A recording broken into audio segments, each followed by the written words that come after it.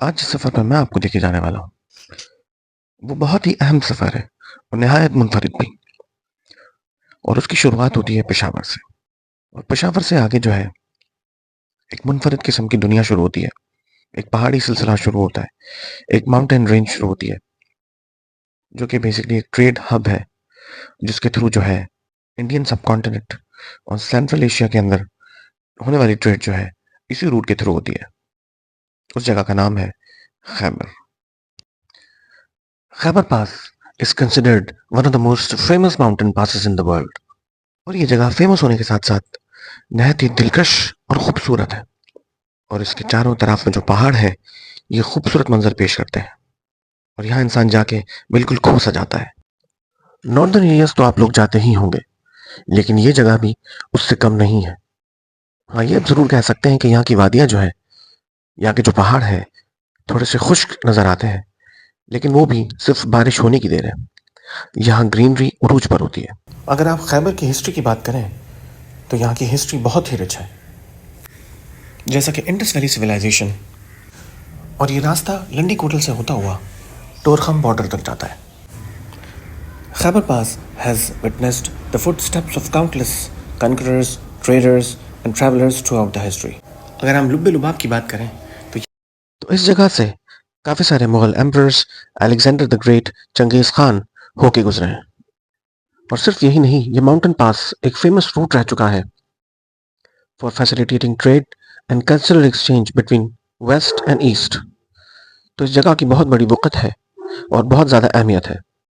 थोड़ी देर हम लोग गाड़ी से उतर के जो है, इर्द-गिर्द का एनवायरनमेंट हमने महसूस किया और उतरे और पिक्चर्स वगैरह ली। और ओवरऑल जो एनवायरनमेंट है, वो बहुत ही मसहूर-कुन और दिल लुभा देने वाला था। और ख़ास तौर पे उस दिन जो मौसम था, वो बहुत ही प्लेज़ेंट था। बहुत ज़्यादा सर्दी भी नहीं थी, हालाँकि दिसंबर का महीना है, लेकिन बहुत ज़्यादा सर्दी नहीं थी, जिसकी वजह से हमने बहुत ज़्यादा एन्जॉय भी किया और खुल के जो है, इस जगह को देखा और महसूस किया। और यहाँ पे निकलने वाली धूप एक अजब ही रंग रखती है, यानी कि ज़र्द माई सी धूप का रंग होता है और आहिस्ता-आहिस्ता जैसे कि सूरज ढलना शुरू होता है, और ज़्यादा पीला पड़ जाता है। यहाँ धूप का रंग जो है और ज़्यादा ज़र्दी माइल टाइप का हो जाता है, जो कि ख़ास तौर पे हमारे लिए एक बहुत ही नया और बहुत ही मुनफरिद एक्सपीरियंस था। और ये इस कदर हिस्टोरिकल प्लेस है कि जैसे-जैसे हम आगे बढ़ते गए, उसी तरह से हमने और हिस्टोरिकल प्लेसेस यहाँ पे देखे। यानी कि यहाँ पे सबसे मशहूर फोर्ट्स मौजूद थे, जिसमें एक शाहगाई फोर्ट है और एक जमरूद फोर्ट है, जिसकी तामीर बहुत ही पुरानी है। यानी कि जब अंग्रेज़ों का दौर था और हिंदुओं का दौर था, उस ज़माने में जो है ये फोर्ट्स तामीर किए गए थे और जिसकी वजह से इनकी बनावट जो है वो अलग ही एक मुनफरिद हैसियत रखती है।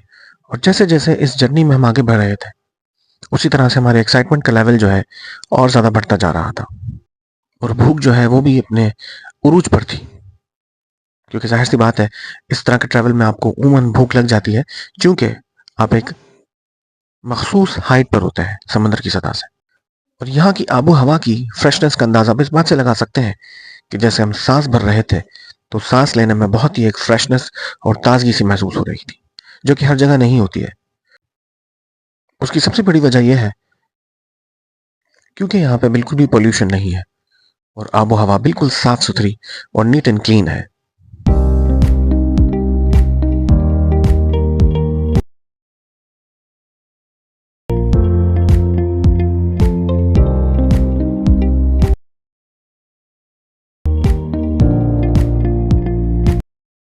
तो इंतज़ार की घड़ियाँ ख़त्म हुई और यहाँ का रिवायती खाना हमने नोश किया, जिसमें द फेमस पट्टा कबाब, यानी कि दुम्बे के बारबेक्यू और दुम्बे की कढ़ाई, जो यहाँ का रवायती खाना है, उसको हमने खाया और वो बहुत ही ज़बरदस्त किस्म का और बिल्कुल जो है रियल तेल के अंदर बना हुआ। यानी कि जो रियल तेल बेसिकली दुम्बे की चक्की में होता है।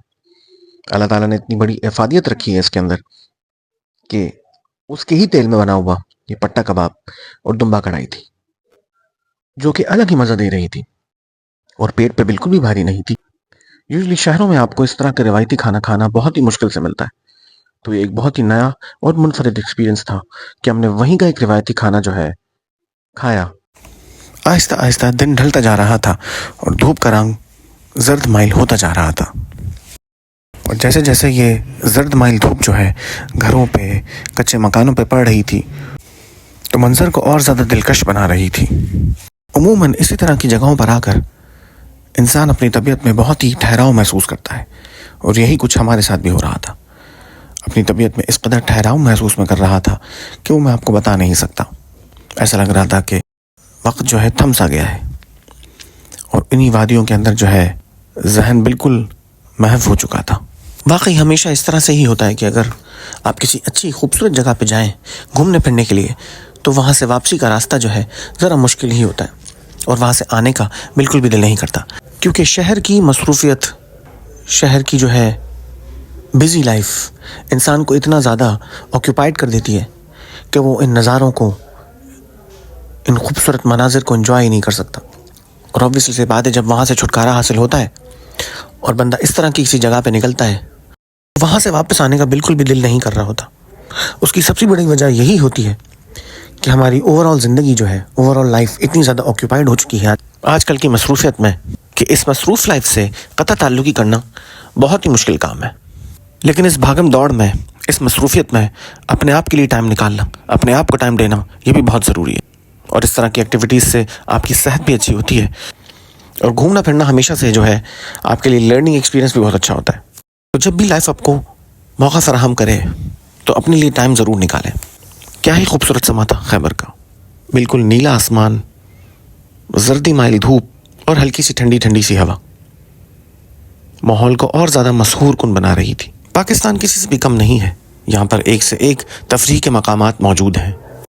अगर आप पाकिस्तान को एक्सप्लोर करना शुरू करें, तो आपको मशरिक़ से लेकर मगरिब तक एक से एक घूमने की खूबसूरत और आला जगहें, तफरीह के मकामात आपको मिलेंगे।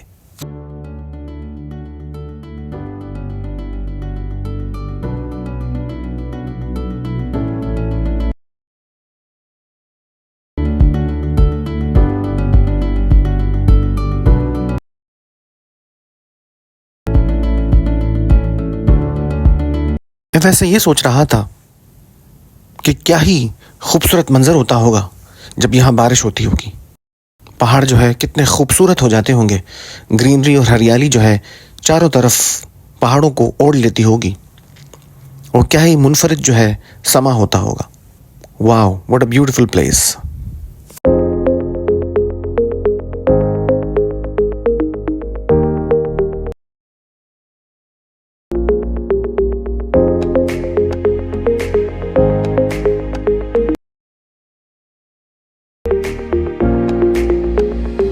यहाँ पे आने का एक्सपीरियंस जो है मेरा बहुत ही ज़बरदस्त रहा, और मैंने बहुत सारी नई चीज़ें एक्सप्लोर की, नई जगह को देखा, नए लोगों से मिला।